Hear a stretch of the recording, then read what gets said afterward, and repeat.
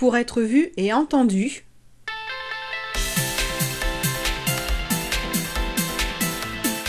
Ils ont choisi Proxi Télé. 50 000 vues mensuelles. Proxi Télé, une nouvelle dimension de la communication en Charente. Contactez notre régie publicitaire. contact@proxitélé.fr 06 15 51 96 73.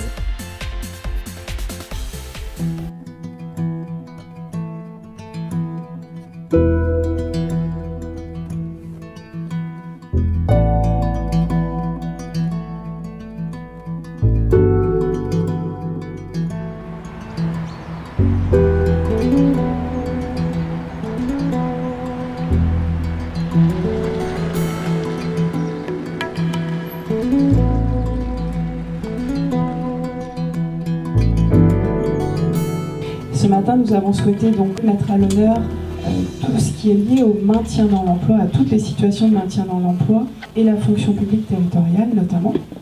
Je vous remercie d'être... Le maintien dans l'emploi, nous avons pour objectif de faire 2 petits déjeuners thématiques dans l'année et à savoir en fait que sur un des déjeuners thématiques, il va porter sur la semaine pour l'emploi des personnes handicapées, donc qui est une semaine nationale.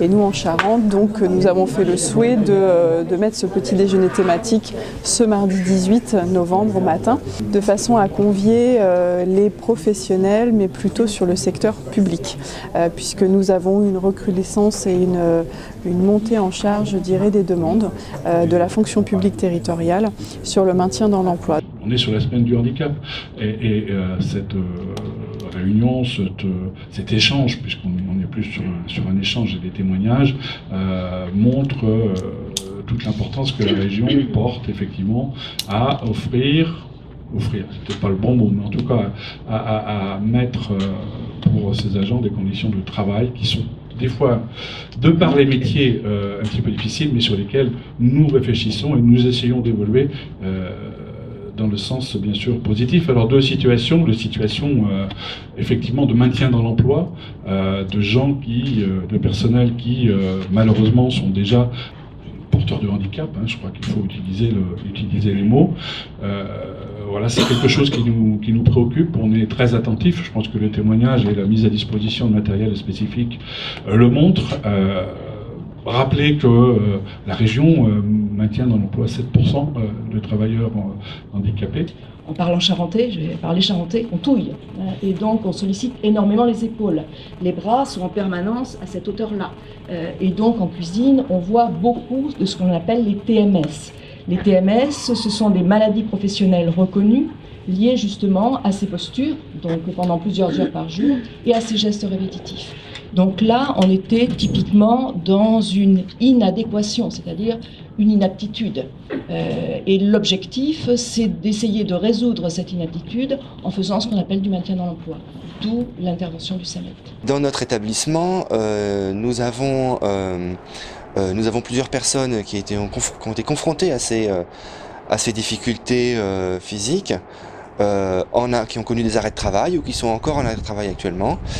Grâce au service du SAMET et au conseil régional Poitou-Charentes, nous avons été conduits à participer à l'adaptation de leur poste, ce qui veut dire réfléchir à l'organisation du travail, ce qui est une part de la réflexion souvent contrecarrée par les limites de l'organisation globale de l'établissement, surtout dans des équipes réduites, sachant qu'il faut aussi éviter de reporter la charge de travail aux autres agents pour éviter d'aggraver la situation d'agents non encore concernés par les troubles musculo-squelettiques.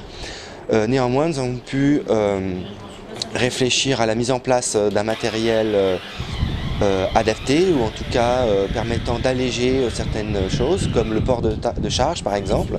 Ce matériel est en place et effectivement c'est l'expérience que nous sommes en train de vivre, de vérifier la pertinence de ces choix de façon à pouvoir en faire bénéficier le reste de l'équipe. Donc effectivement, ce type de matinée d'échange autour du maintien dans l'emploi, ça permet effectivement non seulement d'entendre des témoignages qui sont des bons exemples pour envisager que les choses sont possibles pour chacun, que une situation de handicap, c'est pas une situation de fin, c'est qu'il y a plein d'autres possibilités, que dans le même temps ces possibilités nécessitent du travail, nécessitent la contribution de nombreux acteurs qui vont devoir s'accorder, qui vont devoir se mettre autour d'une table pour comprendre les enjeux supérieurs de la situation de travail de la personne concernée. Cette personne concernée doit évidemment être au centre de ce dispositif, de cette conduite de projet, c'est comme ça qu'on l'appelle souvent. Et je crois que ce matin, il y avait double objectif. Le premier, effectivement, ce premier point que je disais, autour des possibles, des études de cas, des exemples pour envisager quelque chose. Et puis, deuxièmement, de montrer comment le maintien dans l'emploi est une conduite de projet qui doit être structurée, qui nécessite quelques points d'accord, qui nécessitent des axes, des voies de travail qui vont permettre d'aboutir de façon satisfaisante aux résultats attendus. Généralement, ce qui se passe, c'est qu'en effet, le signalement émane du médecin de prévention ou du médecin du travail. Nous recevons la demande, ainsi que les restrictions. Le SAMET, en fait, a été initié à la base et financé par l'AGFIP et le FIPHFP. L'objectif, si vous voulez, est d'apporter une solution qui permettrait au mieux de préserver le contrat de travail de la personne qui est en poste et pour éviter toute rupture.